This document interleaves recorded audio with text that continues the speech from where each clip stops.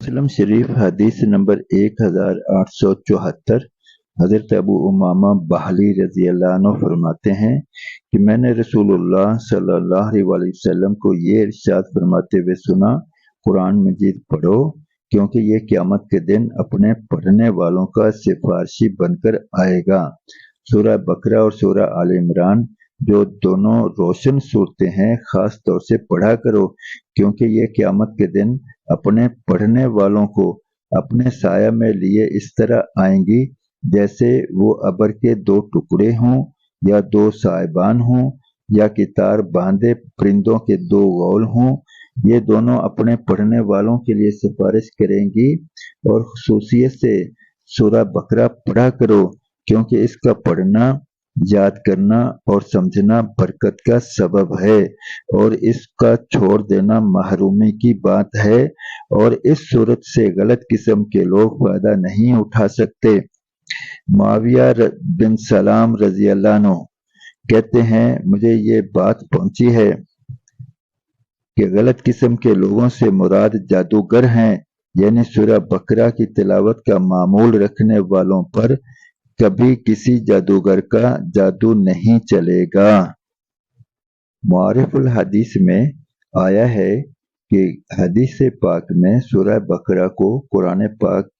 की चोटी गालबन इस वजह से फरमाया गया है कि इस्लाम के बुनियादी उसूल और अकायद और शरीयत के अहकाम का जितना तफसीली बयान सूरह बकरा में किया गया है, इतना और इस तरह कुरान करीम की किसी दूसरी सूरत में नहीं किया गया।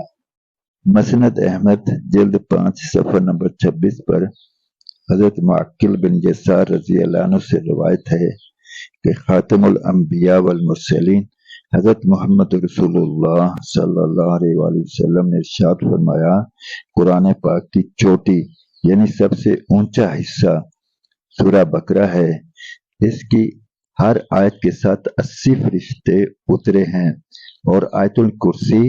अर्श के नीचे से निकाली गई है, यानी अल्लाह रब्बुल इज्जत के खास खजाना से नाजिल हुई है। फिर इसको सूरह बकरा के साथ मिला दिया गया, यानी इसमें शामिल कर लिया गया और सूरह यासीन कुरान करीम का दिल है और इसको जो शख्स अल्लाह ताला जल्ला शानू की रजा और आखिरत की नीयत से पढ़ेगा तो यकीनन इसकी मग़फ़िरत कर दी जाएगी। लिहाजा इस सूरत को अपने मरने वालों के पास पढ़ा करो ताकि रूह निकलने में आसानी हो। मुस्लिम शरीफ हदीस नंबर 1083 में हजरत अबू हुरैरा रजी अल्लाह अन्हु से रवायत है कि खातिमुल अंबिया वल मुरसलीन हजरत मोहम्मद रसूलुल्लाह सल्लल्लाहु अलैहि वसल्लम ने इरशाद फरमाया, बंदा नमाज के दौरान सजदा की हालत में अपने रब के सबसे ज्यादा करीब होता है, लिहाजा इस हालत में खूब दुआएं किया करें। याद रहे कि नफल नमाजों के सजदों में खास तौर पर इन दुआओं का एहतमाम करना चाहिए। मुस्लिम शरीफ हदीस नंबर 1876 में हजरत नवास बिन समआन किलाबी रजी अल्लाह अन्हु फरमाते हैं, मैंने नबी मुकर्रम सल्लल्लाहु अलैहि वसल्लम को ये इरशाद फरमाते हुए सुना,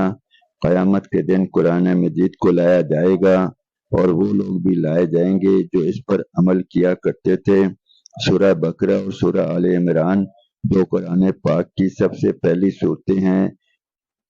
सिफारिश में पेश होंगी। मुस्लिम शरीफ हदीस नंबर 1824 हजरत अबू हुरैरा रजी अल्लाह अन्हु से रवायत है कि खातिमुल अंबिया वल मुरसलीन हजरत मोहम्मद रसूलुल्लाह सल्लल्लाहु अलैहि वसल्लम ने इरशाद फरमाया, अपने घरों को कब्रिस्तान न बनाओ, यानी घरों को अल्लाह रब्बुल इज्जत के जिक्र से आबाद रखो। जिस घर में सूरह बकरा पढ़ी जाती है, शैतान इस घर से भाग जाता है।